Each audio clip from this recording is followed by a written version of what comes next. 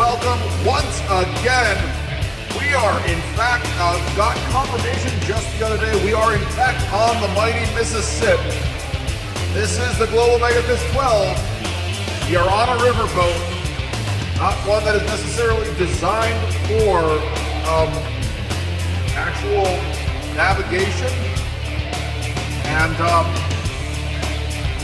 we're moving up the Mississippi River in a north direction. My understanding, my knowledge of the stars tell me that at night.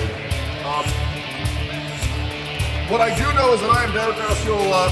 To my right, a socially distant 6 feet away, Lucille Cramplecorn. That is about all I know these days, I think. Hey there, Derek. It's great to be back on the flight deck of the Atsapadlin. I like that, the fight deck. I do appreciate that. Yeah, wherever we may be floating to and fro with the ebbs and flows of the tide, I guess. We're just kind of drifting aimlessly in life and on the water, but it's fight night, so what better thing to do than watch some amateur MMA on a riverboat? Yeah, why not? Nothing makes sense anymore. Time is an illusion. We are stuck on a riverboat for the foreseeable future. We don't understand anything else about what is going on. That being said, we do know that we have an amateur MMA tournament to bring to you every so often here on Monday evenings from the Atsapadlin, sent to you wherever you are in the world. And we are going to kick things, well, we're not going to kick things off, but we are headlined today with quite the main event in the middleweight division. This is the middleweights tonight. This is their third fight of the 5-round group stage. And our main event tonight, Ed Picayune, coming in at 1-1, taking on, well, a man who has come in strong to this, Leon Pagliacci, 2-0. But Group B is very tightly contested, and this is a cagey affair between two wily characters. Oh, absolutely, Derek. I mean, it's kind of a historic battle. The journalist and the sad clown. I mean, you can find Shakespeare writing about this. I mean, this goes back millennia, and it's just a new incarnation here in the Global MEGAFist 12 cage, and I'm glad we get to witness it. It certainly is just an age-old rivalry, and I see no reason why I should question that whatsoever. That will be our main event. Sticking with that group, we have another man who has been very strong and very fierce and tough to take down in this middleweight division this season so far. And that is Gordon Wu, also 2-0. He and Pagliacci are the two in Group B that are undefeated so far. He's got Ken Dahl, who's had a slow start, 0-2 for Ken Dahl. This is very much a make or break fight. I gotta say both. One who wants to keep pace with the lead, the other who's trying to fight for his survival in this tournament. Oh, absolutely, Derek. And, this riverboat experience is kind of pretty apt. Gordon Wu, he wants to keep momentum going. You don't want to take a step back and be fighting against the current, which is a situation Ken Dahl is kind of finding himself in right now at this 0-2 mark. He does not want to get any further back in the rankings. It's going to be tough as hell to get close to the playoffs, but he just wants to avoid being set down to relegation in the Hyperfist at the end of the year. So this is a big fight for Ken Dahl. That it is, and rounding out Group B, we have two stalwarts who are gotten a little bit of a slow start. Again, another 0-2 fighter, the Tumor of Justice, and the hesitant president, Jerome Glorioso, at 1-1. These are two fighters that we know their capabilities. We know they are strong. We know they have the capability to make waves in this tournament.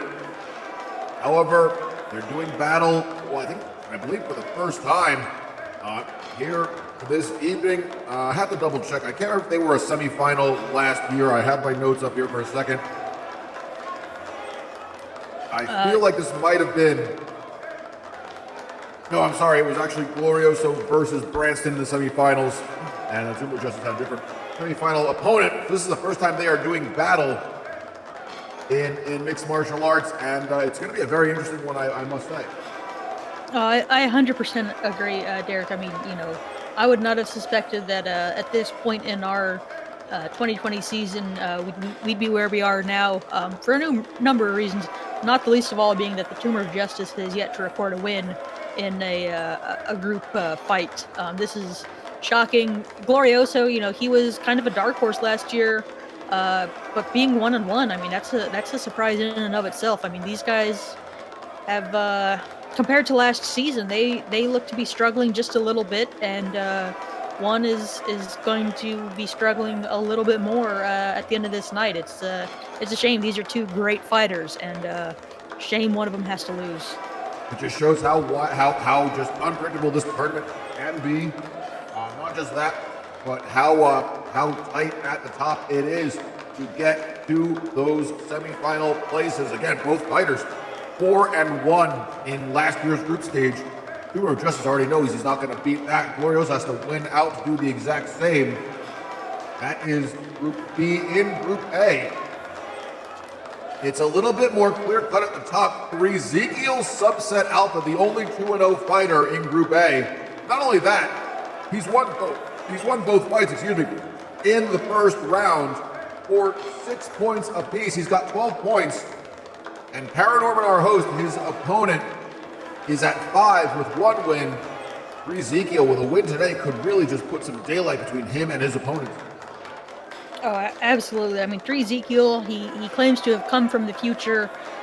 If he has shown that by basically knowing what his opponents are going to do before they attempt it, and he has wrote that prescient, this future-seeking or future-seeing visions to this 2-0 record. Paranorman,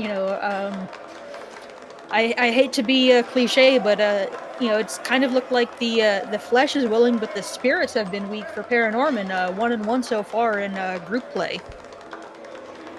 Yeah, this will be a very big win for him, and it's not something we expect to say at the start of this tournament, that Paranorman getting a big win over the rookie Ezekiel Subset Alpha. However, the way they've both been playing this out in this tournament, that is absolutely the case. That'll be a great fight to watch. I think it'll be very interesting. And of course, with Ezekiel Subset Alpha, it's one thing to say that you can see into the future and know how things are going to turn out. It's another to act as if you act in a way that you really do know that. So that'll be a very interesting fight to see. But continuing in that one, this is a bit of a surprising one.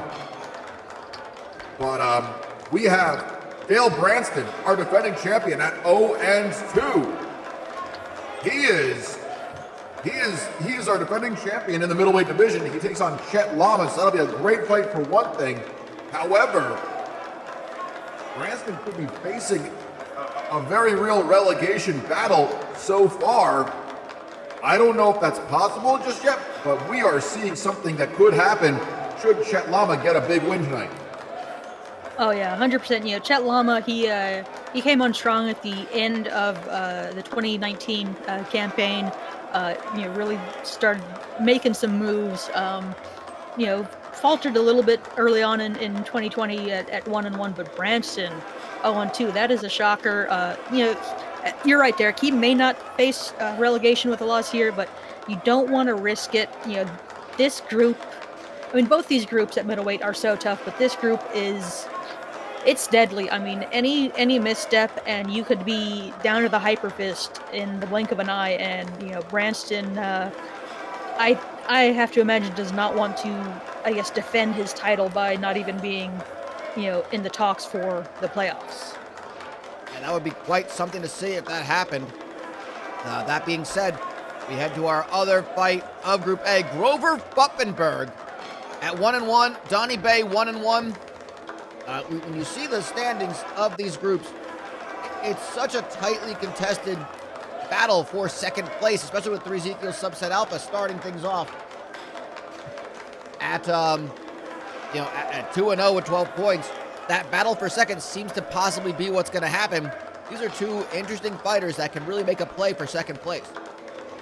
Oh yeah, absolutely. I mean, Ezekiel has really put a big flag down in this standing so far, but second place is wide open. You know, a definitive win for either of these two men, and they could easily, you know, ride that momentum, ride that victory to the playoffs as this group season winds down as we continue on. No doubt about that. Well, that is going to be our fight card for tonight. However, just for those unfamiliar, we are watching amateur mixed martial arts, which means a couple things. 3 rounds, of course, 150 seconds each round. That is 2.5 minutes rather than your typical 5 minutes. A 10-point must scoring system in effect. The round winner getting 10 points, his opponent getting 9 or less. As always, no to the groin, no hitting the back of the head, no loading and unloading outside of the yellow lane, and no one gets paid, most importantly. And if any of our fights go to a decision, judges will score the fight being on aggression, damage control, and of course, if necessary, slap fighting. Well, that is going to be our rules for tonight, but we have our first fight coming up in just a moment. It's Grover Fuppenberg taking on Donnie Bay, and it's happening right now.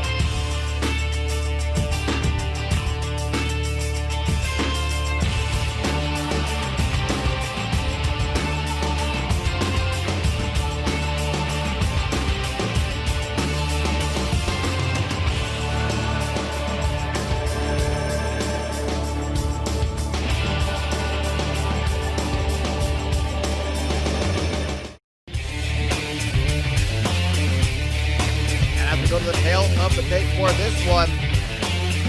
Donnie Bay, Grover Fuppenberg again. They are asked what their talent show contribution will be. The slight height and reach advantage goes to Bay. As far as the talent show goes, Lucille, Fuppenberg says he's going to premiere a movie, and Donnie Bay solo synchronized swimming. So I guess that's swimming. It is. Right? I mean, I guess it's more of a artistic, you know, performance as opposed to like, you know, swimming laps, but it's still just swimming. 100%. Yes, in the sense that it's not at all synchronized to anything else. Maybe to music. But I suppose, but yeah, there's no other people to match your movements. Okay, good. Glad we're on the same page with that, because I was going to say that. Let them kicks go. Seemed a bit off to me, but I wasn't certain. Head movement. Yeah. Okay. 9-2. Good. Keep Well, moving anyway, the outside. about 45 seconds into this fight already, and we're seeing Follow that up, man. a good amount of 2-3-2. back and forth action. Yeah, both men throwing some big heavy hooks. You know, fighting in the Step pocket. outside, keep control.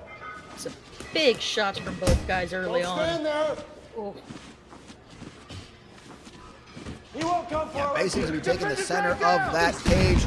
And, nice Working your takedown angles. stuff by Fuppenberg. yeah, we did see in Bay's highlight reel he you know has won a couple of fights via armbar, if I'm not mistaken. Does tend to go for that submission victory. Yeah, he has 3 submission victories according to what I'm looking at in front of me. Fuppenberg, 1 knockout, and one Three outside happened hard. again last Let year, your hands and go. his one Little victory fake, this little year was a fake. decision Keep over angling, Chet keep Lama, which angling. I want to again hook was up a top. surprise victory as he goes for the Keep back of it. So I pressuring think him once you Buffenberg get is him still starting to moving figure back. out what his style is. However, Bay, well, he can throw hands too. He just hits Wow. the big hook and goes for a leg lock. Well, this is interesting. Just keep that pressure. Oh, absolutely. I mean, it's not his normal repertoire in terms of submissions, but you look at a guy like Donnie Bay, you see he's very well built, upper body. He puts a lot of weight behind his hooks and his punches, but being a lifeguard, he's using a lot of that upper body strength to grab people from under the water to bring them to the surface. That lends itself to if he can grab an arm or a leg and just kind of really torque it, arm bar, knee bar, heel hook. Sometimes those submissions don't rely on technique as much as just a lot of strength. This brute force. Time, stop, time, guys. In a way. Absolutely. I mean, there are plenty of guys that After they you don't angle they don't off, fire have on. many You own classes him under when their you belt, spin but him. they You can still understand? When you angle off, come back right rip away. a You got it? submission Angle off off, come back. if it comes to Right? it. You feel him open that guard. No doubt Bring about that. When we go to the combat, get towels yourself for in the the end of round one. Good, good, and good. Buffenberg You're getting listening? beaten Can you up. hear me? That's absolutely Perfect. a very That's all we important need. thing that Yeah, I and don't you're think gonna have it's to set it up because because it's coming. he is a lifeguard, which means he's just by default he has to be paranoid lifeguard or not. If you are a lifeguard, you are in some sort of good shape. So that translates in the sense of it gives you cardio, it gives you a good way to, as you said, he sits on his punches. He's got that extra weight and that good balance to do that with. And, again, he just finds a way to get a grip. Again, when you're a lifeguard, Okay, you're but I need a saving lead lives. hook overhand, not the backhand You're overhand. gripping And those, it's- you're gripping Are you onto ready? a person you're trying to save. And that's what he does with those submissions. So I'll give him that one. Let's go, guys. Fight. Yeah, and you see the power of Bay's punches. I mean, that Oh! eye is... Oh, He does it again. My Wow. God. wow. And that gets stop. Fight's over, fight's over, guys. already. Oh my God. That's... I was about to say that eye was about swollen on Foppenberg. It might be completely shut at this point. That was some power from Donnie Bay. Well, he didn't. I don't think he's out completely, but you are absolutely right. He looks certainly out. I think there's definitely gonna be a lot of probably gonna be some serious damage that has to be addressed. I guess at least if his talent show is premiering a movie, he doesn't have to do anything live. I don't think he's gonna get a full feature length spot in a talent show to premiere a movie. But Puppenberg, well, again. He's some of those to the back of the head, but I guess it's been a long quarantine. I guess far be it for me to judge anyone for what this has done. Yeah, sometimes the ref just kind of lets things slide when kind of maybe should. Wow, 9 seconds into round 2. That's incredible. 11 points for Donnie Bay. At the very least, keeps him pace. Keeps him at pace with 3 Ezekiel subset alpha for now. On our next fight coming up, we're going to stay. Actually, we're going to skip over to Group B. It's Jerome Glorioso versus the Tumor of Justice.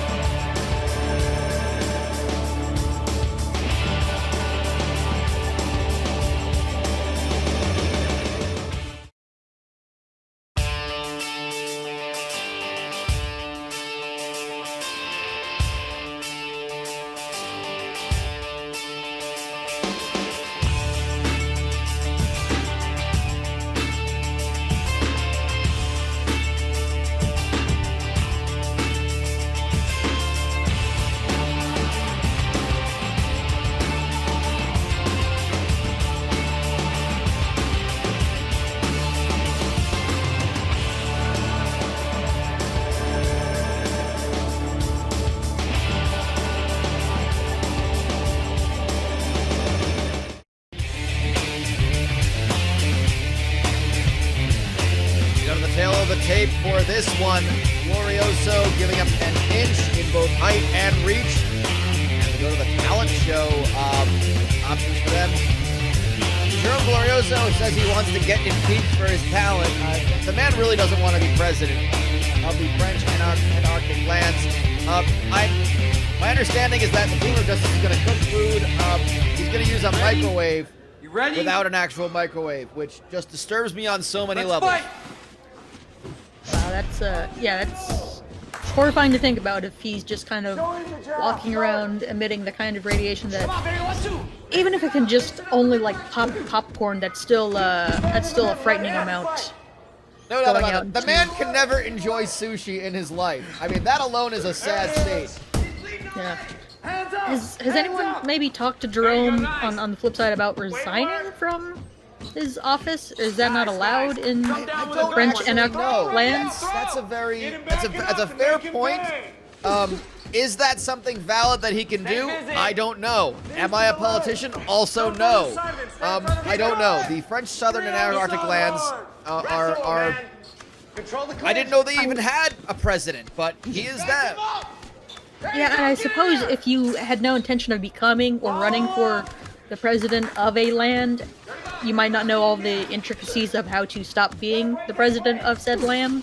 Also fair. So, but this, I feel remiss that we're talking over, this great fight. I mean, these, we talked about at the start of the show. These are two top-level fighters who have kind of fallen on some rough times as of late. But yeah, 1 win out of 4 fights between the two.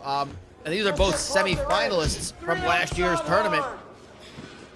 They're slugging it out, which, gotta say, that might appear to be a beneficial strategy for Glorioso, but it's actually, or for the Tumor, but it actually is better for the Glorioso. And I was gonna say the opposite, and it actually proves to be true that it's helping the Tumor as it's backing up Glorioso quite a bit.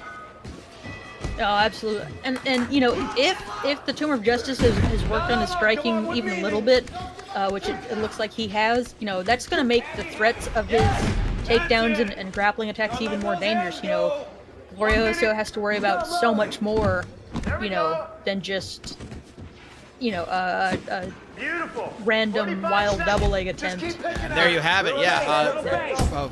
Glorioso, of his 5 wins so far, 3 of them by knockout, the other 2 by decision. He is the preferred striker, the Tumor of Justice.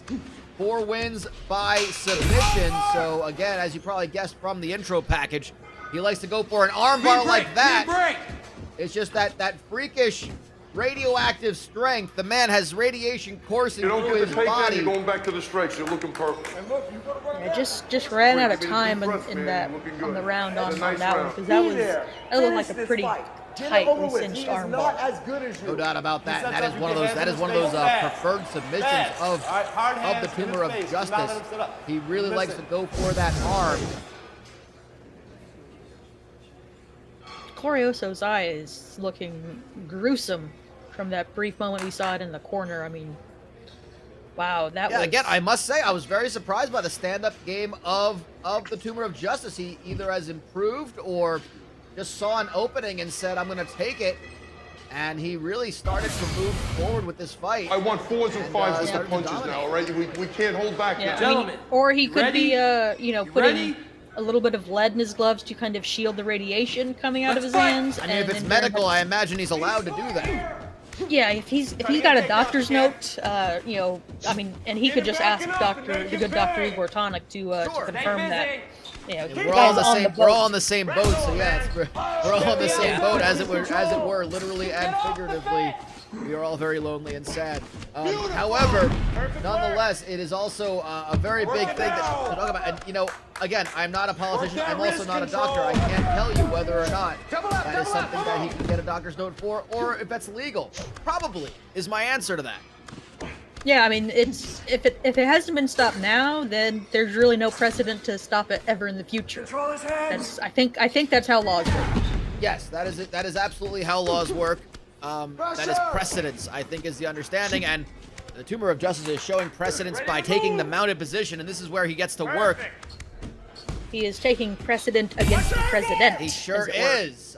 Very good wordplay. Find a way out. I I learned from the best, not quite by your side because we are, as stated, at least 6 feet apart. But you've taught me a lot, Derek. Shucks. Well, there's not much else left to do when you're on a boat other than just be alone with your thoughts and your words, and a submission victory. There it is. It's only a matter of time. The Tumor of Justice getting a big, big first victory in 2020. He's up to 1-2. And he ties President Jerome Glorioso on record, but on points, he has now usurped him as Glorioso came into this with 3 points. What a great showing. I think Tumor has, at least so far, is starting to turn it around. He's looking like the dominant force from last year. That was probably his best performance. I mean, obviously the win, but it's an outstanding performance regardless for the Tumor of Justice. Yeah, he's definitely got some interesting fights ahead of him. He's already lost his 2 losses were to Leon Pagliacci and Gordon Wu. He still has Ed Picayune in 2 fight, and his next one against Ken Dahl, which could turn out to be, it might just actually end up being a relegation battle, that one. However, fans, before we get going any further, we're going to give you a quick briefer and explanation as to how this tournament takes place. If you're unfamiliar, this is a good introduction. The Global MEGAFist 12 is a grueling competition like nothing ever seen before in mixed martial arts. First, the 12 fighters are drawn at random into 2 groups of 6 fighters each. Each fighter will face off against the other 5 in their group. A win is worth 3 points, while a draw is worth 1. In addition, bonus points are awarded for how fast a fight is won. Winning in the 3rd round is worth 4 total points, a 2nd round win is worth 5, and finishing a fight in the 1st round gets you 6 points in all. After all 5 rounds of competition, the 2 fighters who finish in last place are relegated from Global MEGAFist 12 and must earn their way back in next season. They will be replaced by 2 fighters from the HyperFist qualifying tournament. The 2 5th-place fighters will be matched up against 2 more fighters from the HyperFist qualifiers, with the winners earning their spot in next season's Global MEGAFist 12. The top 2 fighters from each group advance to the semifinals, where the 1st-place fighter from each group will take on the 2nd-place fighter from the other. The winners of these fights will do battle for the championship. It all comes down to one thing: win, and win fast. And the title of Global MEGAFist 12 champion awaits. Well, that is a quick briefer of how this tournament goes. This is the Global MEGAFist 12. It is a round robin plus an elimination. And we've got our next fight coming up. It is Gordon Wu taking on Ken Dahl. That fight is happening right now.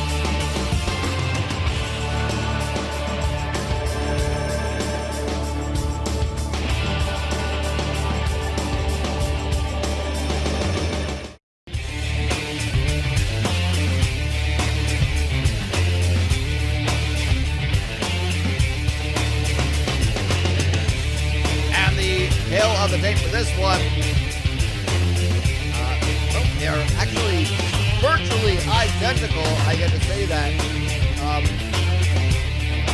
Might get sued. I don't know.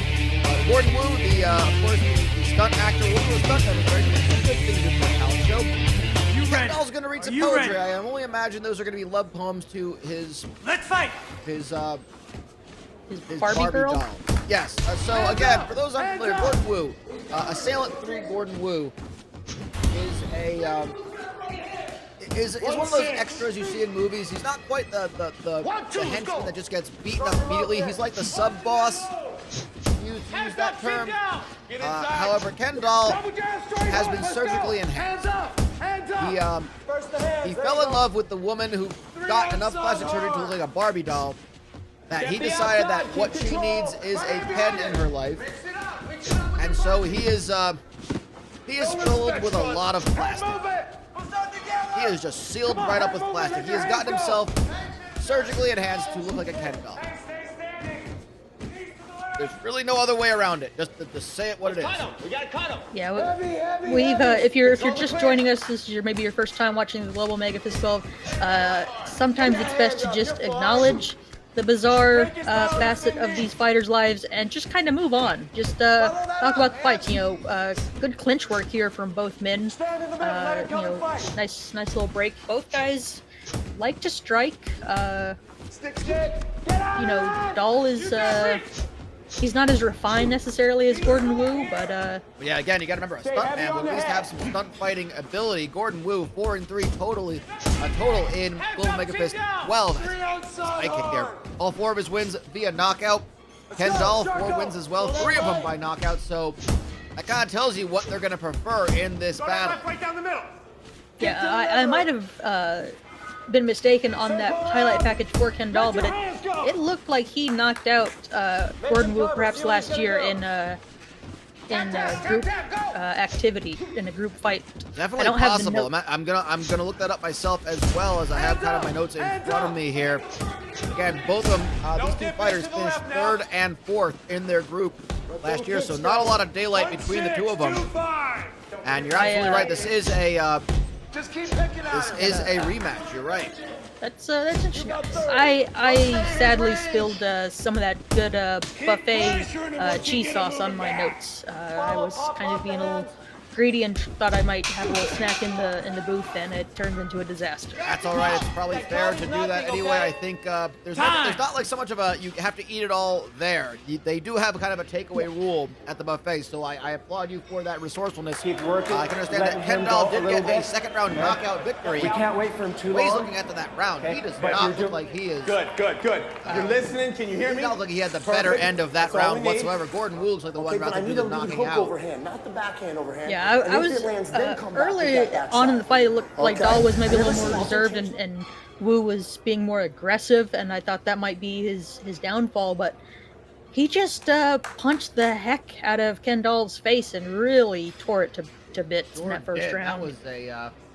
That was quite the impressive. Well, he got the early knockdown, but it wasn't. It quickly turned in favor of Gordon Wu. Yeah, it's a bit of a Rudolph the Red-Nosed Reindeer for Ken Doll going into the second round. Okay, fighters, are you ready? He is bloodied up, all about the face. Certainly is, and that's going to be interesting to watch here in round 2. This is where Doll got his win last year. However, he's going to have to come from behind. Take your time, nice and relaxed. I think it's safe to say he lost round 1 to Gordon Wu. Push forward, don't retreat. Yeah, I mean, a lot of times, another knockdown from Doll. I was going to say, a lot of times, if it's close, judges might see the knockdown and take that, weigh it a little more heavily. But I think the sheer amount of damage Gordon Wu laid on Ken Doll's face has to swing that first round to him. No doubt about it. You're absolutely right. I don't want to downplay the fact that he is doing a lot of damage. But while he is having damage dealt to him, he is scoring those knockdowns. Hands up, sit down. Go to the left. So that is a very big thing to consider if the judges are bored or not paying attention. Yeah, you just kind of look up and you see one guy kind of slowly falling down. You're like, oh, I guess he lost the round. I've also seen cheese sauce at the judges' tables as well, so perhaps you're not the only one looking for that sort of outlet. Yeah, I mean it's just so good on so many different things, and it's so bad on an equal number of things, and you just gotta try it out and see what works. Well, I think if you, I don't know if you remember, they actually put it in like the chocolate waterfall, sort of like chocolate fountain. They do it like a fondue fountain on Friday. Fondue fountain Friday. Yeah, it's other than Fight Night Mondays, it's probably the best night to be alive on the Axapadlin. Sure is, and you know, we try to find the enjoyment when we can at this point, as we are pretty much sequestered Yeah. here on a riverboat that is not intended to be lived upon or even sailed. Yeah, not for this prolonged amount of time. It's a horror show at times. I was gonna say, you know, you gotta make sure on Fondue Fountain Fridays you let that thing run for about an hour and a half, because the first little bit there's gonna be some chocolate mixed in with the And yeah, there's the definitely cheese. I think I don't really not a sentence you really want to say when talking about a chocolate fountain or a fondue, but runoff is definitely an issue. Oh wow! Might be one of the most, and Wu is he's trying to put an end to this before the round is over. He's probably taking a little bit too much time, perhaps. Wow. I apologize to the viewers again. I got a little distracted, but I was surprised that Eitherman survived that round. I mean, these guys are throwing heavy leather at each other So after you throw a couple punches, with so you little gotta stay on regard, balance, you little gotta regard keep for moving forward defense. while you're punching. That is, And you and that's can't the kind stop of in one fights that we place, enjoy okay? the And when he most backs here up, he's in the going Global square. MEGAFist So you gotta follow 12. him at range. The He's backing up square. We're gonna see a So the third kick round, out. but You gotta just keep- I will say it's not for not trying. I think these two have absolutely been putting every effort to concuss and end their opponent. Yeah, wow. Wu just going down, but you know, he is 2-0 so far for a reason. He is resilient. He is getting back to his feet. He is firing back. This is an outstanding fight. I mean, I was not expecting much. I mean, Dahl's kind of been I mean, you know, He's he's running I backwards, believe 0-2 so you're gonna going have into to this keep season. He's jabbing. 3-4 overall. Yeah, it's a bit unfair of a record, I think, for what we know he's capable of. But this is he's putting in quite the effort. His two losses to Leon Pagliacci and Ed Picayune, both are main eventers, and a little mid-air switch kick from Gordon Wu. He's feeling it. I think he looks the more fresh of the two, as if the damage on the face couldn't tell you that already. Yeah, and as, I believe as we've said before, you know, all that plastic, it doesn't lend itself to, you know, enhance cardio in any way. It just kind of sits there and gets in the way, and that kind of hinders Ken Dahl as fights go on a little bit longer. Again, that's very much one of those matters that the less you think of it, the better. But unfortunately, that's of course why we have to. That's why we are paid in some form to give you those to keep those thoughts out of your mind. We do those thinking for you. Anyway, 100 seconds to go in this fight. 4 points up for grabs.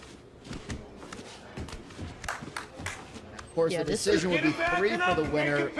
Hard to even say who's leading this one. I had to go with Wu based on damage, but you know, again, there's so many aspects you could factor in this one. Back up and then run and throw. Yeah, I mean, you know, I think overall Dahl's leading in terms of total knockdowns, but Working your angles. you know, that doesn't always tell the full story of a fight. I mean, you know, sometimes it's just a little flash knockdown, but so many of these Wu strikes just look like, you know, fight enders, mind erasers. He's I mean, got that ability. He has won both of his fights this season by TKO, and he almost did it in the second round for 5 more points. Could he be trying to put another one away? I mean, yeah, Oh my just God! might- KO! That's it. It's Oh, over. you don't. Well, you don't need the T. That was some revenge for that knockout last season. I think those follow-up punches on the ground. I think he was getting Goodness. some aggression out. I don't doubt that, but my God, Gordon Wu. Well, he looks tired. He looks heavy breathing, but the power in his punches never left. He just, and there we go. That's a back of the head. That's basically a back of the neck punch. You have to laugh Ref- at that one because otherwise you think of all the damage it's probably doing to that man. You have to wonder what the ref is doing, just kind of, I guess, socially distancing and asking for Wu to stop. Maybe Again, not the best yeah, method. no one wearing a mask at the moment, so I guess that's your best option. Question mark? Definite question mark there? I'm not certain. What we are Gotta make certain do of- with what we got. What we are certain of is Gordon Wu 3-0 with 12 points, 4 more for that third round knockout. You're only halfway through episode 8 of the Global MEGAFist 12, ladies and gentlemen. And we are coming up to see Chet Lama, semifinalist from last year's tournament, taking on the defending champion who's been slumping, the 0-2 Dale Branston. That one is coming up right now.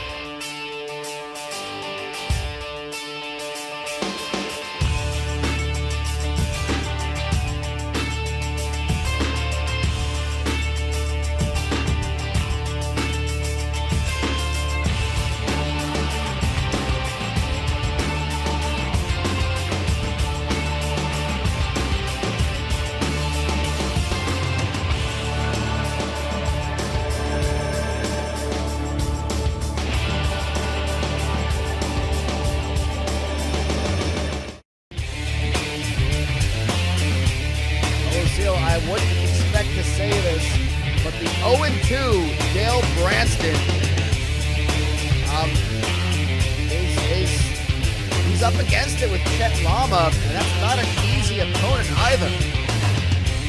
No, absolutely not. I mean, I'll admit, I kind of wrote Lama off, about midway through last season. He really turned it around, got some big submission wins to, to really close out the year strong. And he is always a dangerous fighter, especially if you can get it to the ground, which normally is Branston's specialty. He's a pretty good ground and pound fighter, but yeah, Branston likes to just he starts things off in a very strong way. Well, that is one way to get it to the ground, is by knocking your opponent right to it. Lama kind of telegraphed that shot, and Branson just brought the knee up to meet him. Going for an Americana though from top position is Lama. This is where Lama is so dangerous. The Alabama guru. He knows how to get a man to tap out. As I can see, all 4 of his wins have been by submission in the entirety of the Global MEGAFist 12. That was interesting. Lama basically initiated that second shot from the bottom. He kind of got up and got around Branson's legs in one motion. Couldn't really do much with it. We're back standing. Yeah, I guess that's one way to kind of avoid the knee, is when your opponent isn't even on the ground, isn't even standing yet, to throw it. Yeah. Don't go to the side, stay in front of the There it is. Oh, nice. Yeah, Nice. we're seeing a good, and he's at the mount, and that's the kind of danger, is how quickly he can go for an armbar like that. Yeah, he does not stop attacking. He is an excellent submission grappler. I guess that's his form of enlightenment up on those rolling hills of Alabama. Nice. Well, I suppose, yeah, when you're trying to reach Zen, you get into a certain state, and I guess these are beneficial skills that it kind of makes you want to if I knew that reaching Zen makes me that good of a fighter, then I think I'd I think a lot more of us would try to reach Zen. Oh, absolutely. Oh, rear naked. Jeff, that was a very quick back take from Llama. Yeah, that just shows how dangerous and how quick and how just agile Chet Llama is. He's undersized for middleweight. He's giving up 5 inches of height to Dale Branston, but he is showing how to deal with that. His jiu-jitsu is absolutely the answer in that case. Oh, 100%. I mean, Branson is, I believe, our biggest middleweight, but Yes, he is. you know, even against the rest of the pack, Chet Llama is a bit undersized. You know, just his build is not as impressive as some of the other fighters here, but he does pretty well with it when it hits the mats. all day long in that triangle and that armbar. That he does, again, and Branston, again, very much kind of just grinds out victories. 3 out of 6 wins by a knockout, the other 3 decision victories.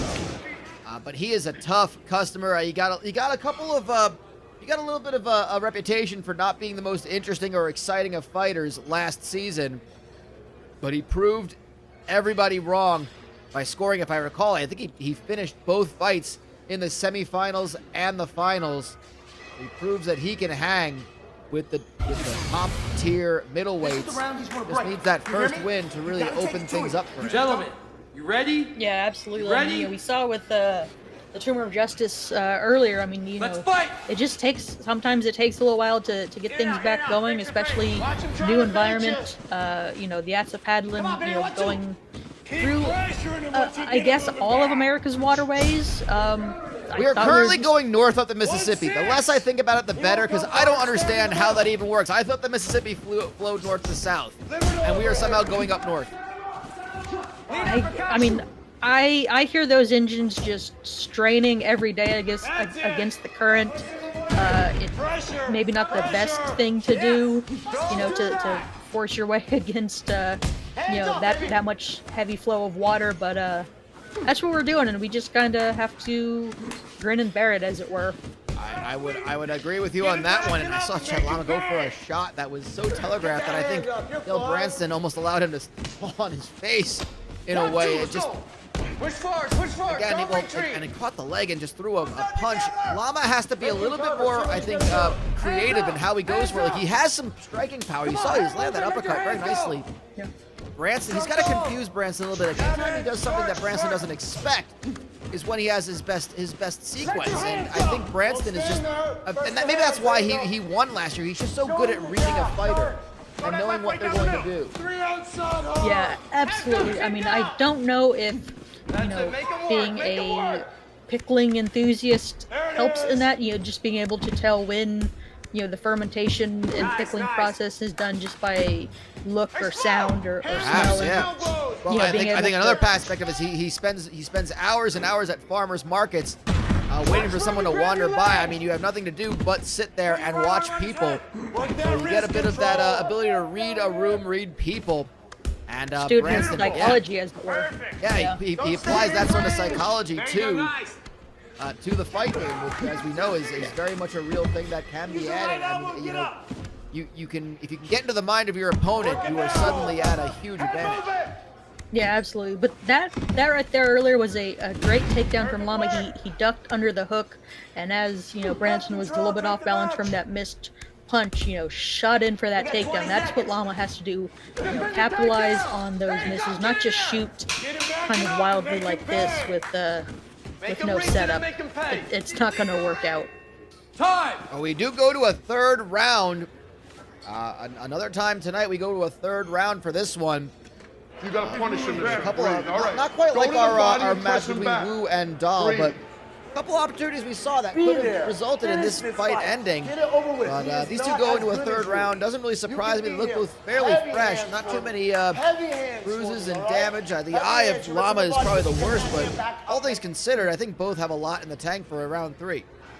Yeah, no huge shots other than, I guess, that big knee at the opening seconds of the first round, but it's been fairly back and forth. Llama trying to get the fight to the ground, trying to seek out a submission, and Branson, I think he is a bit of a ground and pound guy, but I think he just doesn't want to deal with the risk of maybe being caught in something unprepared. So he's trying to keep this fight standing a lot more than he normally would, I believe. Let's fight! We got 5 minutes, we're done. Thanks for right on that one. Well, here we go. Round 3. 4 points up for grabs. And oh my goodness. Well, Llama locks in. Well, he drops Branston with a punch and goes for the rear naked choke. Well, I think that surprised both of us. Oh, absolutely. I was not expecting it. There is the tap. Wow. Chet Llama with another submission win. 4 points goes to Chet Llama. And Dale Branston, the defending champion, 0-3. I am absolutely shocked by that result. But again, it's one of those things where Llama went for the strike, and Branston did not expect it, and it ultimately led to his downfall. That was what led Llama to that submission victory. Yeah, he really caught Branston kind of sleeping there and hurt him bad with those strikes and jumped on his neck and got the finish. That's an impressive win for Chet Llama. I don't care what Branston's current record says. He is the champion of last year. This is a big win. Absolutely is a huge win for Chet Llama, taking care of a very difficult opponent. Well, folks, we are going to continue with the action. We're going to take a quick, brief break from it for a moment to talk to you about where our next show in 2 weeks' time, July 13th, that is going to feature the third fight of the lightweights. We've got a couple good ones there. Walter Birch versus Zeke Apnea. Rob Lynn versus JC Switcher. Circle that one on your fight card. That could have potentially been that's a potential finals, I gotta say. That's a 1 versus 2 if I've ever seen one. Plus so many more fights. You see, it's going to be a great one in that. But that is going to be our lightweights. Our lightweights have been really just showing up, and they have been just putting on some really entertaining fights. I can't wait for 2 weeks' time. Yeah, absolutely. These lightweight fights are always outstanding. And like you said, Lynn versus Switcher. I mean, yeah, I'm a little disappointed that they got matched up in the same grouping because that definitely could be the finals any other time. Yeah, it almost makes for a very uninteresting sort of prediction when you say that's going to be your 1 and 2, because, I mean, like, how do you pick against those two? The defending champion and a man who dominated all throughout the group stage last year. It almost feels like an uninteresting prediction, but that's going to be a great fight. I can't imagine anything will main event other than that fight in 2 weeks' time on the next episode. It's going to be amazing, but I mean, I'm looking at this card, you know, Deputy Snooter Magnum versus Charlie Valentine. That's something I'm really looking forward to. These are two very interesting fighters. You know, there's just so much to talk about that we just don't have time right now to break down every single matchup right here. No doubt about that. You'll have to tune in on the 13th. I was going to say, hopefully that kind of encourages you to join us in 2 weeks' time, where we will see how these fights will progress. We have 2 more fights to go. Our main event, of course, but coming up next, it's the rookie sensation 3 Ezekiel Subset Alpha taking on Paranorman, our host. That fight is happening right now.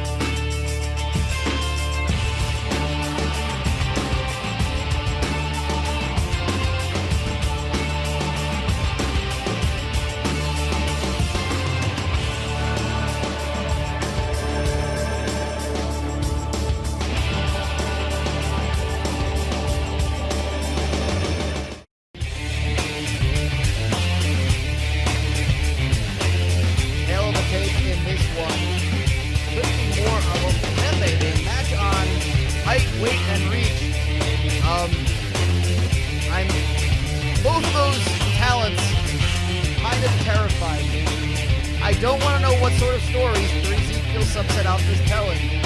I don't know what our puppet show is with Paranorman, our host. That terrifies me.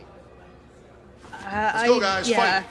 sounds like some weird ghost stuff, and Go to the leg. yeah, I don't want to know what grim future Ezekiel will be telling us is. Already to living come. in a grim present. I don't need more information. I don't need more of the same, to be honest with you. That's it. Oh, 100% agree with you, Derek. What we do know is that 3 Ezekiel Subset Alpha has taken this fight to the ground in less than 30 seconds, and that is just the kind of fight he is a master at. He has won in the first round by submission in both of his fights so far. He is going to try to make it 3 for 3, and so far he is setting up to do that. Yeah, he is very dangerous on the ground. He is deadly with these submissions. Paranorman is in a lot of trouble. Yeah, that if is he an can't arm escape. bar, and that is usually where it starts to spell the end for 3 Ezekiel's opponent. Stop. Fight's over. Fight's over, Yes, the submission victory. It's almost academic at this point. The man from the future. Yeah, it's almost like it was already written down what was going to happen. It's kind of scary when you think about it. Entirely scary, especially since he seems to flaunt this ability in sort of things like he's going to storytell later. I think I'll be putting headphones in for that moment, so I don't have to listen to it. Yeah. I don't want to know. I don't want to know what sort of stories the man who claims to be from the future and has given us no reason to doubt that so far is going to tell. Yeah, he is very impressive in the cage. And I just want him to just do things in the cage and not talk about where he may or may not come from. 100% agreeing with you on that one, Lucille. Well, 18 points for 3 Ezekiel Subset Alpha. That is as impressive of a record as you can get. That is 100% perfection so far in the Global MEGAFist 12. 18 points from 3 fights. That's 3 first-round wins. I don't know who can stop him at this point. The only man that has so far is our main event fighter, Ed Picayune. He's coming up right now against Leon Pagliacci. It's main event time.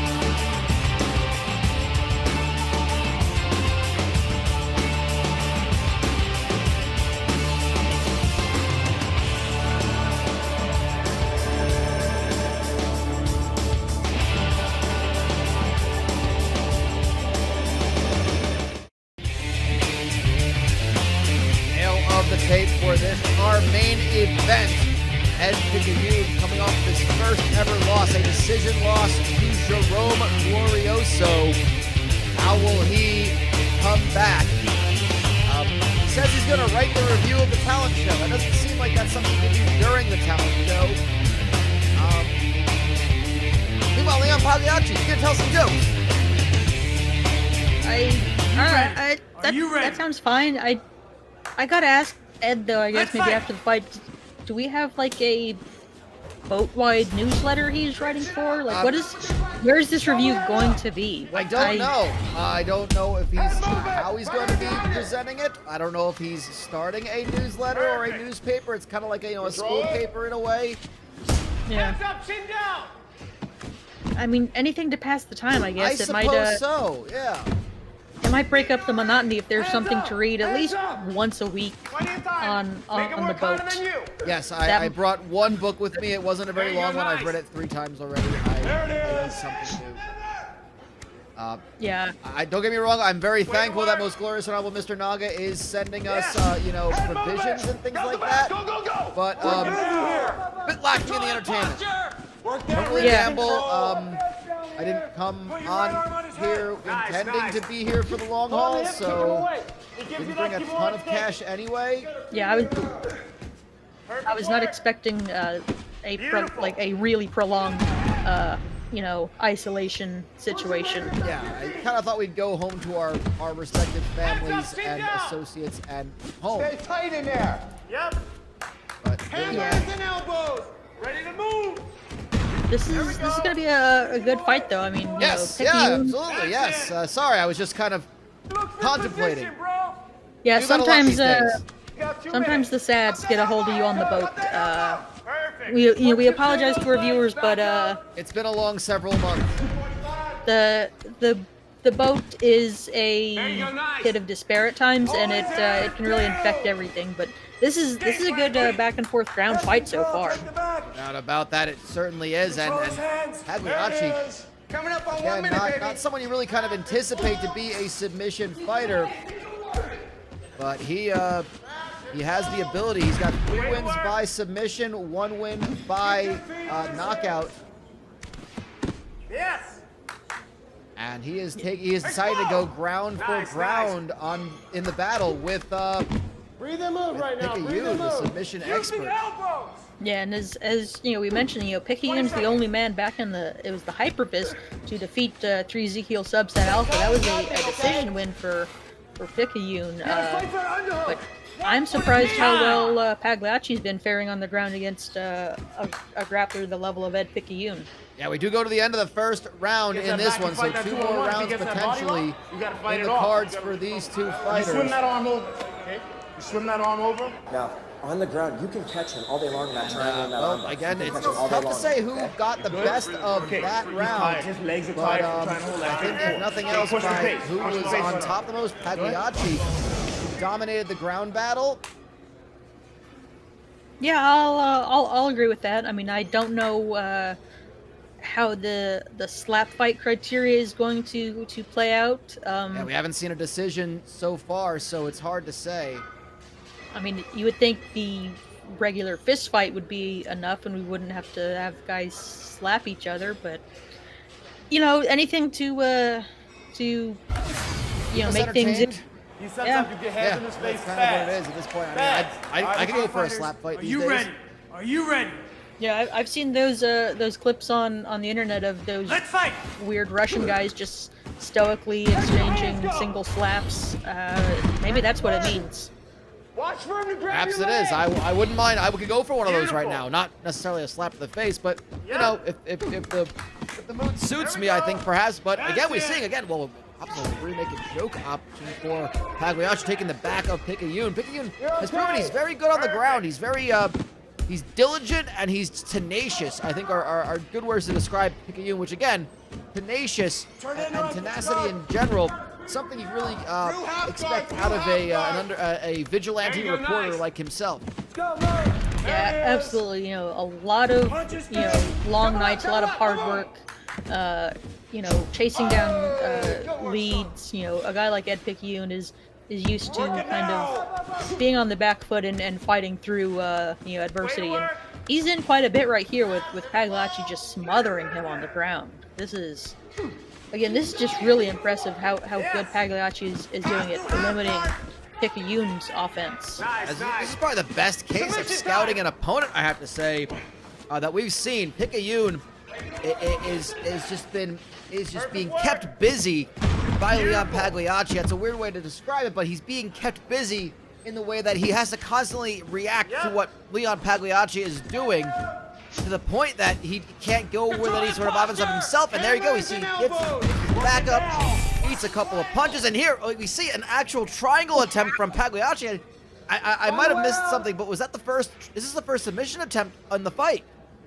I believe it is. It's mostly been a lot of positional exchanges and some kind of, very small ground and pound shots from either man. Not a lot of, damaging offense from either person, but I guess Pagliacci intended to do that to really just limit what Picayune could throw back at him by keeping it such a tight fight. But he's going for another submission here.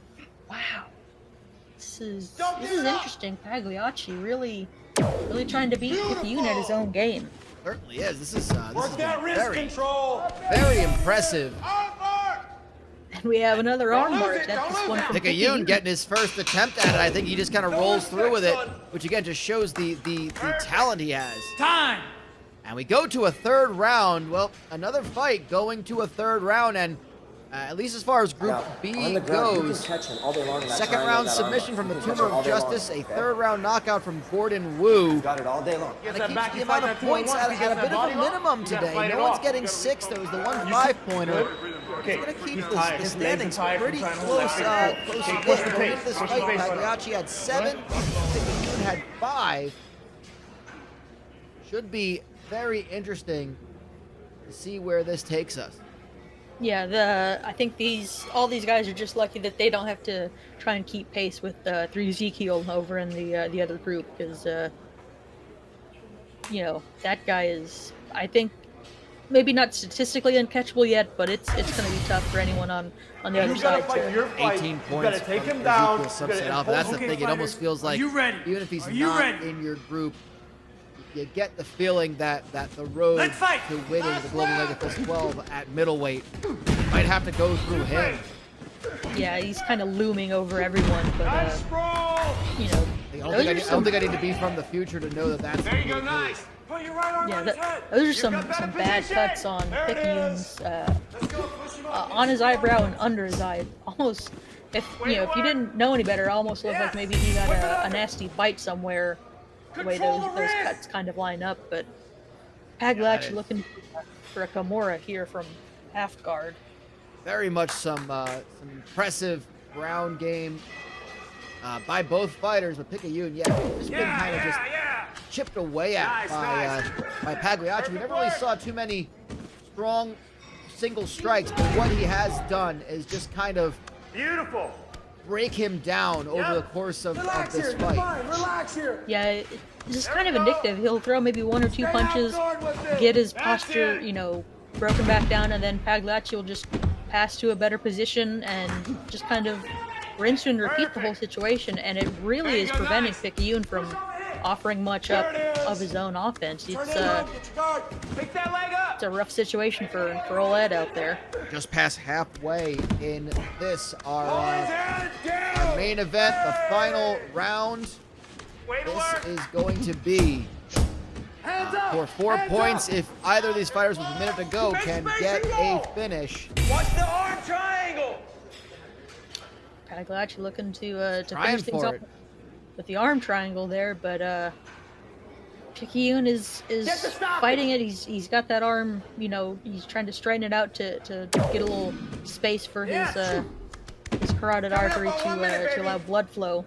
Bring your leg over. Good escape. This almost feels like, again, we don't want to pull a 3 Ezekiel and try to predict the future here, although I guess he just knows it versus predicting it. But with 20 seconds to go and the way this fight has gone, it almost feels like it's bound for a decision.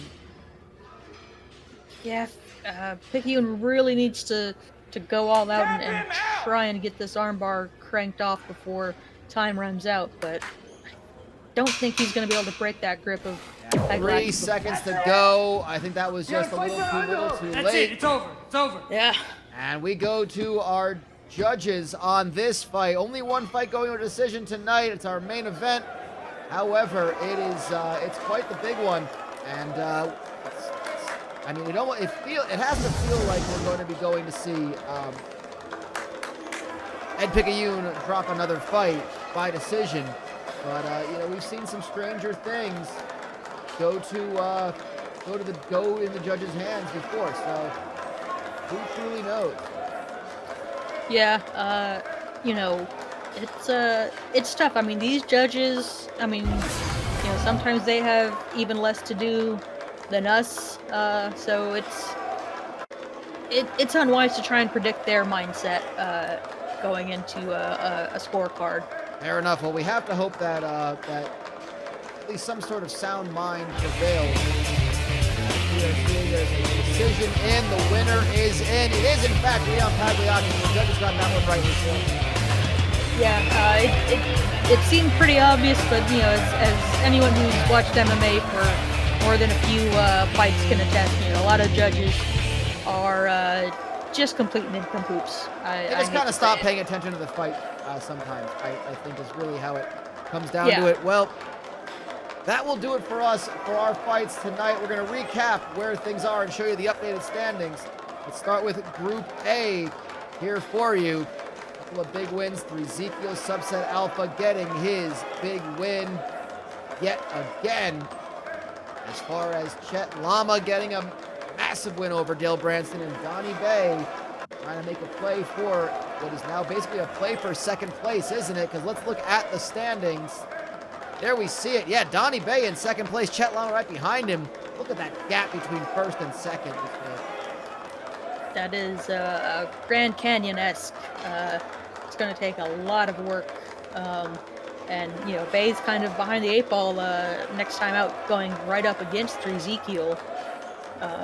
And Branson and Pfaffenberg is, I guess, our relegation fight kind of determined early on. Yeah, well, again, that's going to be fight number 4 of 5, so we'll already kind of have an idea. I think it'll kind of, it'll remove any drama by making it the last fight, but at this point, they kind of very much going to be an all-or-nothing fight for those two. And Chet Lama and Paranorman can both have an opportunity. If either of them get a quick win, it can put them back into contention. Yeah, I mean, even if Dale Branston, if he gets the first round finish and Paranorman loses, I mean, he'd jump Paranorman in the points total. I mean, I might have spoken a little too soon. Just that 0-3 mark is looming large, but it certainly is. I mean, anything can happen. As long as Ezekiel has experienced it or remembers hearing about it from his past. Yeah, Lucille, I didn't even want to factor in the fact that what if something that he did not predict happened. We're just gonna go ahead and talk about Group B in just a second. And in Group B we had, of course, Pagliacci with the decision victory, Wu with a 3rd round win, the Tumor of Justice getting his first win in the 2nd round. How does that shape up in the standings? There you have it. A definite 1st and 2nd with Wu and Pagliacci at 3-0. And it looks like, they're not gonna, if they get their wins in the next episode, that means that'll be a battle for 1st in the final group stage battle. They will not do battle until the final group stage. But Dahl versus Tumor is going to be an interesting one, as will the other two. And starting to see a little bit of daylight between 2nd and 3rd, on this one. Yeah, Wu versus Picayune, though, that's something I definitely want to circle, for the 17th of August. Classic striker versus grappler matchup. And, based on what we saw today, Pagliacci might fancy himself a bit of a grappler as well. As he's going to be taking on another somewhat of a kickboxer and President Jerome Glorioso. Those are going to be good fights. I mean, the record from the points may not show it, but the past records and past experiences of Glorioso really shows that he's a top guy to keep your eye out for, even at 1 and 2. No doubt about that. And of course, we have our next episode on July 13th, 2 weeks from tonight. Same time, 8 p.m., same place, same location, the Atzapadalin. As far as where we're going to be, who knows at that point. 2 weeks is a lot of time to be sailing on a riverboat that shouldn't be sailing in the first place. Really all you can say about that one. But the lightweights have their 3rd fights up for grabs. That should be a big one, Lucille. It should be a great night of fights. It has been a great night of fights as well. Thank you for joining me as always. Of course, where else are we going to be these days? But this has been the Global MEGAFist 12. And we will see you again in 2 weeks' time. Until then, please stay safe and enjoy dry land, I suppose.